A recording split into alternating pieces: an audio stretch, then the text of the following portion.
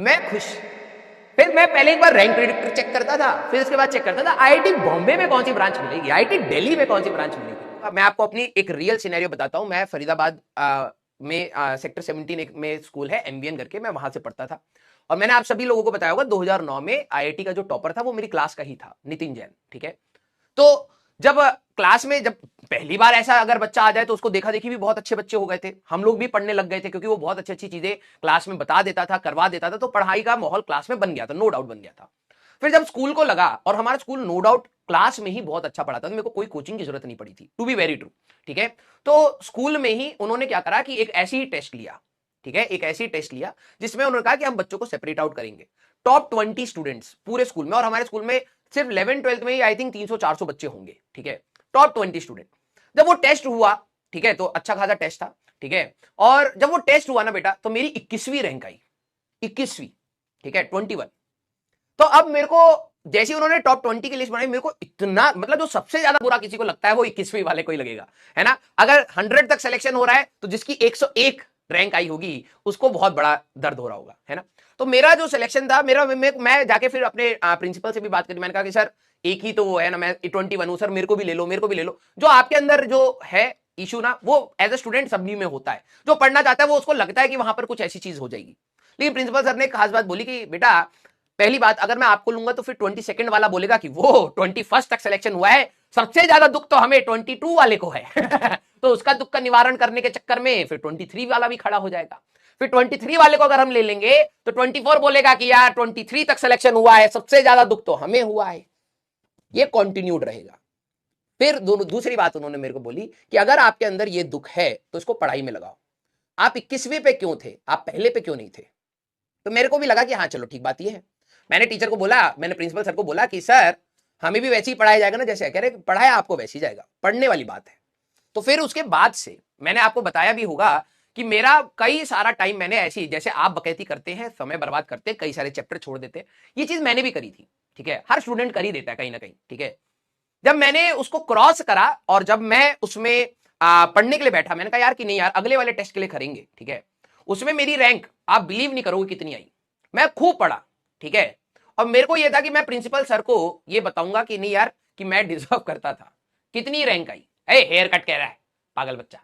ठीक है, हाँ, दिन रात बराबर कर दिए थे मैंने, दिन रात। फर्स्ट कह रहा है 112, 112, 112।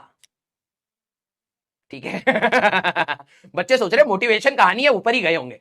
बेटा मोटिवेशन की कहानी इतनी डिमोटिवेशन में कन्वर्ट हुई, 112 रैंक आई। ठीक है, 112। हंस क्या रहे हो, रियलिटी है। मैं तो भाई साहब सोच रहा था प्रिंसिपल सर को धमका दूंगा कि आपने देखो एक हीरा छोड़ दिया। ठीक है, अब मेरे को क्या पता था कि इतनी पीछे जाएगी।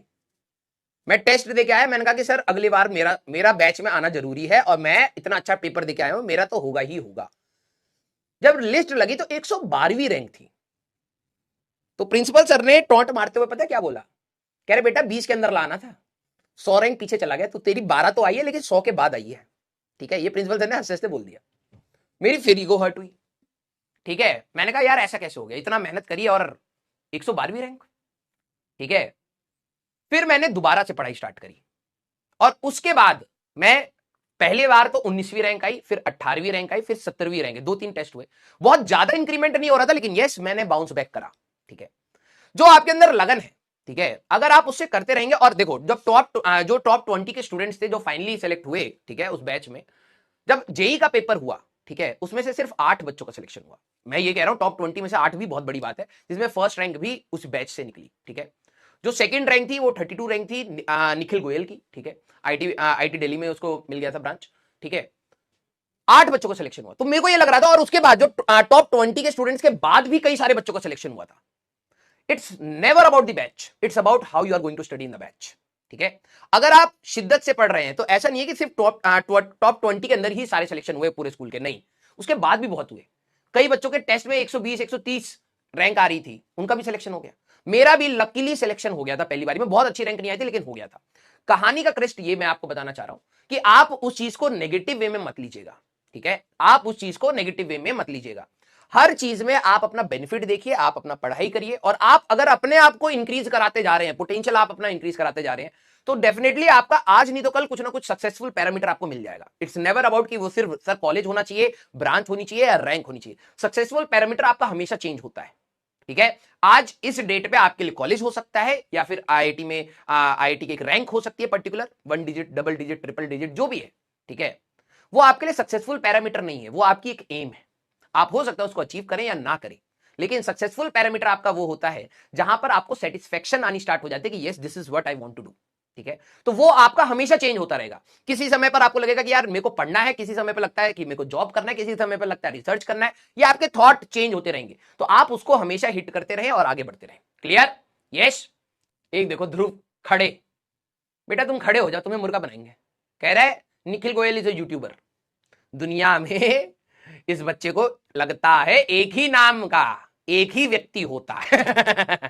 ठीक है, क्लास में अगर कोई दूसरे ध्रुव बच्चे हैं, ठीक है, जरा दिल बनाइए। इसको बच्चे की एक विडंबना में फंसा पड़ा, उसको तोड़ा जाए, फिर क्लास स्टार्ट करेंगे सीरियस। ठीक है, हाँ, क्लास में जितने भी ध्रुव बच्चे हैं जरा एक बार दिल बना दीजिए। ध्रुव ध्रुव, हाँ, हवा में ही मारेंगे तो यहाँ पे कम से कम 40-50 ध्रुव निकल आएंगे। हाँ, जितने भी ध्रुव बच्चे हैं, देखो ध्रुव गुप्ता भी आ गए हैं। ठीक है, ए ध्रुव बेटा, ठीक है, अब देखिए कितने सारे ध्रुव यहीं पर बैठे। ठीक है, तो बेटा एक नाम का एक व्यक्ति नहीं होता है। ठीक है, हाँ, चलिए यार, एटलीस्ट आप ये सब नहीं समझ पाए, लेकिन एटलीस्ट हाँ, दुनियादारी तो हम तो सीख ही के जाएंगे। बहुत अच्छी नहीं है, लेकिन ठीक है, क्या है। हाँ, चलिए वहां तक पहुंच गए भाई, बहुत है। और क्या होता है ना, जब आप आईटी का पेपर देके आते हो, ठीक है, आईटी का पेपर देके आते हो, तो आप सबसे पहले अपनी रैंक प्रिडिक्टर, ऐसे होते हैं ना, उस समय नया नया जोश चढ़ा था, रैंक प्रिडिक्टर आते थे। ठीक है, आप अपने मार्क्स डालो, रैंक पता लग जाएगी। ठीक है, और मैं हर दिन सुबह उठ के अपनी रैंक चेक कर रहा होता था। वो रैंक प्रिडिक्टर बताते थे मेरे को कि मेरी रैंक आएगी 1000-1200 के आसपास। ठीक है, मेरे मार्क्स आए थे 216 या कुछ ऐसे ही कुछ थे, और मेरे को एग्जैक्टली याद नहीं है, 212 या 216 कुछ ऐसी मार्क्स आए थे, दोनों जेई के पेपर में मिला के। ठीक है, तो मैं रोज अपनी रैंक देख रहा था। मैंने कहा जितने ज्यादा बच्चे रोज रैंक चेक करेंगे उतना ही एक्यूरेट डेटा आएगा। वो कभी 1200 आ रही है, कभी 1100 हो रही है, कभी 900 हो रही है, मैं खुश। फिर मैं पहले एक बार रैंक प्रेडिक्टर चेक करता था, फिर उसके बाद चेक करता था आईआईटी बॉम्बे में कौन सी ब्रांच मिलेगी, आईआईटी दिल्ली में कौन सी ब्रांच मिलेगी। ठीक है, जिस दिन रिजल्ट आया ना, मैं बैठा हुआ था, पहले तो डर तो लगता ही यार, आपको भी लगेगा अपने टाइम पर। ठीक है, मैं रिजल्ट में अपने रोल नंबर डाला, जैसे एंटर करा, मुझे आज तक वो मोमेंट याद है। मेरे पापा इधर खड़े थे, मम्मी इधर खड़ी थी। ठीक है, घर पे हमारा सिस्टम था, डाला I4851, मैं ऐसे देख रहा हूं, मैं कहूं ये साला ये रैंक प्रिडिक्टर था क्या था, ये सिर्फ भावनाएं प्रिडिक्ट कर रहा था क्या हमारी। ठीक है, मैं ऐसे देख रहा हूं, पापा मम्मी खुश क्योंकि उसमें लिखा रहा है सिलेक्टेड है। अब उनको थोड़ा याद है या उनको थोड़ा पता है कि इसमें क्या मिलना है क्या नहीं मिलना है। तो मैं अब मेरे को समझ नहीं आ रहा, उस रैंक पे ना आप खुश हो सकते हो और ना आप दुखी हो सकते हो। ठीक है, बीच का मोड, मैं कंफ्यूज होकर बैठा पड़ा हूं। मैं सोच रहा हूं क्योंकि ओपनिंग एंड क्लोजिंग रैंक तो मैं सारी 1000 वाली देख रहा था, अभी तो 5000 आ गई रैंक, अब क्या करेंगे। ठीक है, जैसे पापा मम्मी खुश, लड्डू वड्डू बांटना स्टार्ट, मैं देख रहा हूं, मैंने कहा अब क्या करें। मैं देख रहा हूं how to get into NIT with 5000 rank. अचानक से मेरे सारे डाउट्स ही चेंज हो गए। मैंने कहा 5000 तक कुछ मिलेगा या नहीं मिलेगा। ठीक है, उस समय, ठीक है, उस समय 5000 5500 तक कॉलेजेस खत्म हो जाते थे। ठीक है, 5500 तक मोस्ट प्रोबेबली ऐसे ही होता था, बिल्कुल लास्ट में ऐसे बैठ के, मतलब नाखूनों से रैंक ऐसे पकड़ के लटके पड़े थे। ये बिल्कुल वैसी फील आ रही थी, टॉप 20 वाले स्टूडेंट में 21वीं रैंक लाना, बिल्कुल वैसे ही लग रहा था। मैंने कहा भावनाएं ज्यादा हर्ट नहीं होती, चलिए ढूंढते हैं। बहुत ज्यादा रिसर्च करा, बहुत ज्यादा वो करा, तब पता लगा कि भाई मिल तो जाएगा, कुछ ना कुछ तो मिल जाएगा। ठीक है, अब जब काउंसलिंग होती है, अब की काउंसलिंग में तो काफी आप अपने ऑप्शन चेंज कर सकते हो। ठीक है, मैंने क्या करा, हमें तो किसी का आइडिया ही नहीं था। अरे रुको ना, बता रहा हूं, मैं सीरियस पढ़ाऊंगा, टेंशन ना लो। ठीक है, हाँ 18 मिनट हो गए, चल। हाँ, अभी देखोगे ना 20 मिनट तक ऐसे लेटा पड़ा रहेगा ये। हाँ, कहानी भुलवा दी यार, इतनी अच्छी सी बात थी। अरे देखो, भगवान की विडंबना है, आईआईटी डी तो नहीं मिला, लेकिन आईआईटी डी ही मिला, समझ रहे हैं। ठीक है, हाँ सिटी चेंज हो गई बस। लेकिन कहते हैं ना, शिद्दत से जब आप किसी चीज को बहुत ज्यादा मांगते हैं, भगवान आपको दे देता है। बस कमी ये रह गई, हम आईआईटी दिल्ली नहीं बोले, हम आईआईटी डी चाहिए, आईआईटी डी चाहिए। भगवान ने कहा यार ये बच्चा बड़ा मांग रहा है, दिन भर मांग रहा है, दे दो। अब भगवान ने भी ध्यान नहीं दिया, धनबाद वाला मिल गया। ठीक है, डी वहां का मिल गया, थोड़ा सा गड़बड़ हो गया। ठीक है, यही कहानी थी, बड़ा दिक्कत हुआ। ठीक है, लेकिन कोई नहीं, एटलीस्ट भगवान ने आईआईटी तो दे दिया था। ठीक है।